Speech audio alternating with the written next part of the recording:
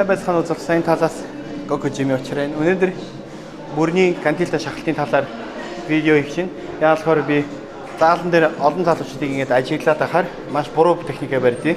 Тэр би танад одоо богинохон видеоор яаж зөв хийхийг харуулад өгье. За хамгийн их алдаа гаргадаг нэг бол хитрхи жин авдаг. Жин чухал биш. Энд чи эго лифтинг биш. Та нар зөв техникээ хийж зөв булчингаа ажиллуулж та нар булчингаа ургуулна гэсэн үг. За андарах нэг юм бол мөрөө хитрхийг задлалтыг харагшаа.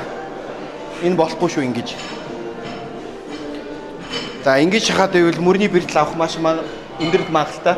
Тэр ингэж шахаж болохгүй. За алдаа номер 2 бол хитрхийг нуруугаа хотоож хитрхийг жингээ авахаар нуруугаа ингэ хотоогоод байдаг. Тэгэхээр энэ бол нурууны бэртэл авах магадлал маш өндөр.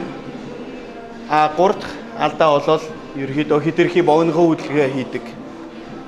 Иймэрхүү. За ингэж хийж болохгүй. За зөв техник нь бол та нар анзаарах юм бол нэг хэзүүл нуруу хөвлөгээ чангал бие чангал те тохоогоо бүр аршаа задлахгүйгээ баг зэрэг урагшаа чих хүртэл буулгаад чихнээсээ дээшээ толгойдоо өргөх. Амсгаав нь гаргана. Амсгаагаар гарна. Пөө. Энэ бол ерөөхдөө зөв техник. Гол нь жин биш. Гол нь зөв техник.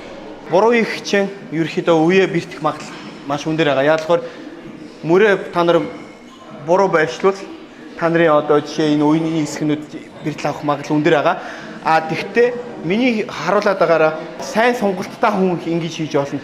Муу сонголттой бол ерөөхдөө мөрөөнийг жоохоо урагшаа явуулж шахнаа тэрэн дээр сайн анхаараараа. А тэгэд гол нь бас миний хэлж байгаа нуруугаа хитрхи хотоож болохгүй залуучууд энийг амар алдаад байт юм билээ. Тэгэхээр хипхийн чигээд хөвлөгээ чангалаад нуруугаа чангалаад постурээ биений одоо зогсож байгаа шүү дээ. Яг зүгээр зогсож байгаа шиг зогсож байна. Тэгээд шахна.